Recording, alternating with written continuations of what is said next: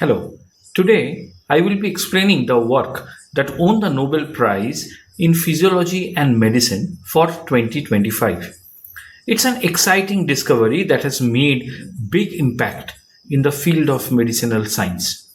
We have shared the information about the Nobel Prize with our students of Bajaj Science Education Center as well as our college students of Bajaj College of Science. So we have students found some part of the work a little bit confusing. So it's okay. So these are complex ideas, but we will break them down together. So to help with the understanding, I will be making this small video summarizing all the work that has been done by these Nobel laureates.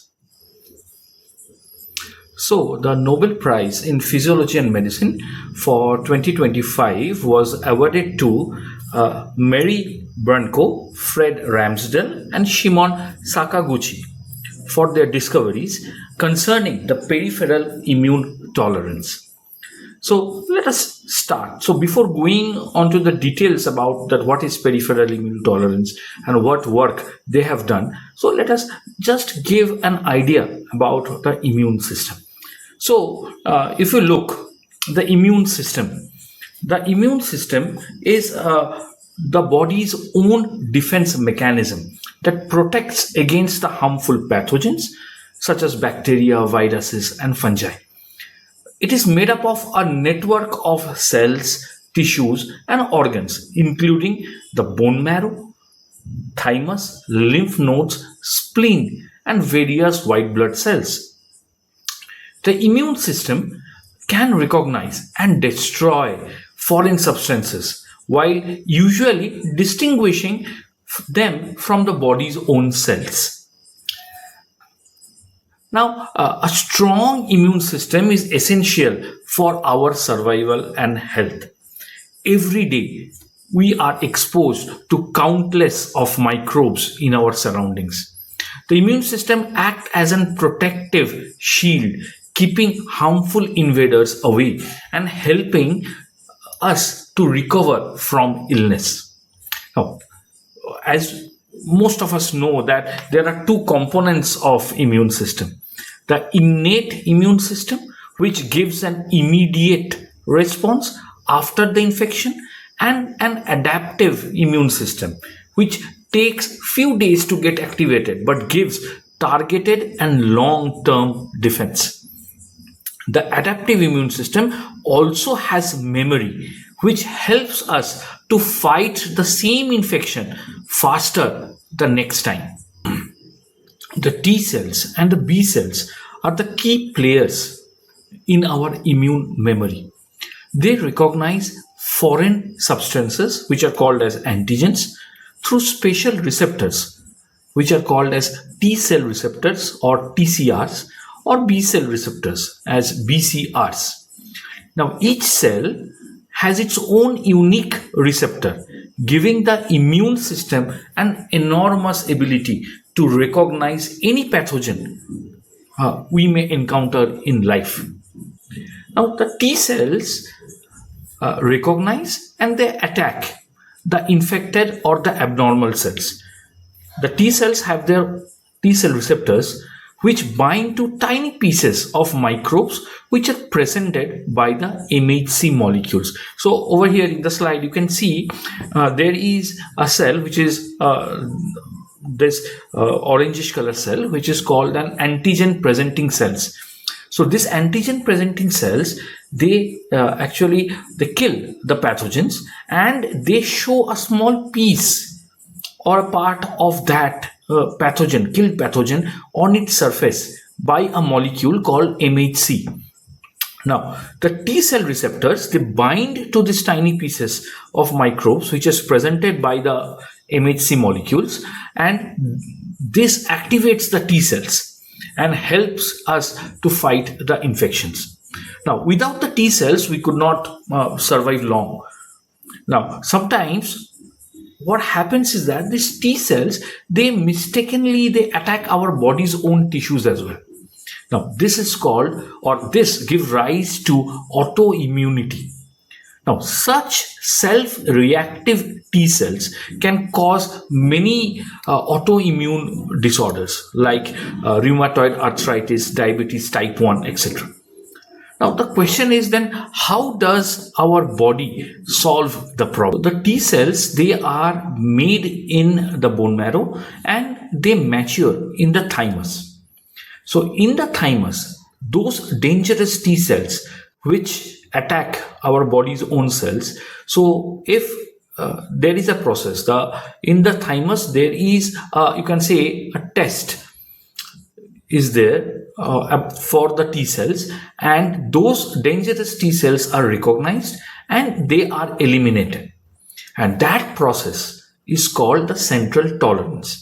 So initially, scientists thought that this is the only way the self-tolerance was achieved. But later, they discovered that some harmful T cells, that autoimmune T cells, you can say, they escape the thymus. And so there must be some other mechanism by which those cells should be taken care of.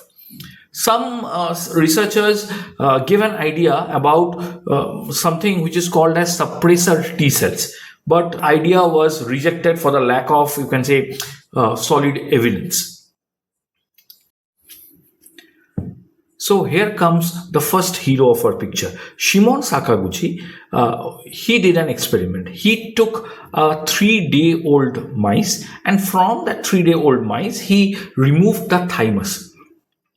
And he found out that mice developed severe autoimmunity.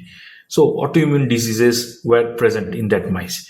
So later on, what he did, from an healthy individual, from an healthy mice, he took the T cells and he injected in that thymus removed mouse.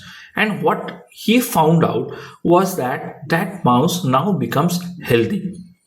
Now, so he suspected there must be some special T cells which is present in that group, which is now acting as the immune system peacekeepers. So he wanted to find out that what is special about those T cells, what is now actually keeping that autoimmune disorders down. So after working on the group of T cells, and Shimon Sakaguchi in 1995, he discovered a new class of T cells that calm the immune system. Now, these cells had both CD4 as well as CD25 proteins on their surface. So, from the picture, you can see that in the group of cells, so if the CD4 cells or the cells with CD4 protein on its surface were injected into a mice, or you can say the thymus removed mice, still the autoimmunity appeared.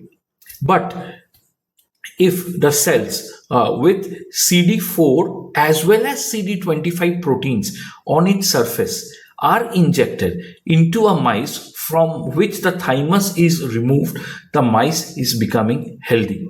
So this Sakaguchi said that these are special T cells which are having CD4 as well as CD25 proteins on its surface, and he called them regulatory T cells. Now, at first, the scientists were very, you can say, skeptical, but more evidence soon provided their existence and their importance. Now, around the same time, Mary Brunko and Fred Ramsdell, they were studying a strange mouse mutations, which is known as scurfy. Now, which caused severe autoimmune disease. So you can see in the slide, the scurfy mouse, they have the scaly skin with extremely enlarged spleen and the lymph glands. And they live for just few weeks. So it's, you can say, a mouse species which is mutated. There is a mutation. And they were trying to find out that where exactly the mutation was. And after doing a lot of studies, they pinpointed there is in the center of the X chromosome of that mice, at the central region of the X chromosome of the mice, there is a gene which is called as FOXP3 gene. And they found out that if there is a mutation in this FOXP3 gene, this type of mutation arose in the mice. Now, they suspected something else as well. They suspected that it was a similar to a rare human disease called IPEX, which affects only the boys. So, again in the picture you can see that IPEX, or which is called as immune dysregulation polyendocrinopathy, enteropathy, which is X-linked. So IPEX is the similar, and they found out that this were the similar type of mutations. And after years of research, they found out that both the diseases were caused by the mutations of the same gene, which is called the FOXP3. Now, this FOXP3 gene turned out to be the master gene controlling the development of the regulatory T cells. Now, this is very, very important. This FOXP3 gene, which they found out was the master gene, which is actually controlling the development of the regulatory T cells. Now these regulatory T cells, they have many functions. Now, regulatory T cells, they stop the immune system from overreacting. They prevent the T cells from attacking their body's own tissues, the process which is called as peripheral immune tolerance. After the infection is cleared, the regulatory T cells, they calm the immune system, preventing unnecessary damage. Regulatory T cells, they also ensure the immune system calms down after it has eliminated the invader, so it does not continue working at its top speed. The regulatory T cells is a key to the immune balance. So, discovery of the regulatory T cells revealed their crucial role in the immune tolerance and disease control. Now, there is also the scientific evidence that tumors, they attract large number of regulatory T cells to protect themselves from the immune attack.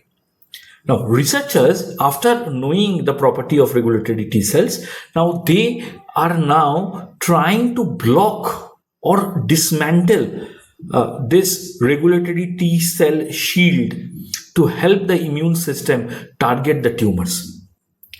Now, but the case is different in case of the autoimmune disease. For autoimmune disease, the goal is opposite. It promotes the regulatory T cell formation to reduce the immune overreacting.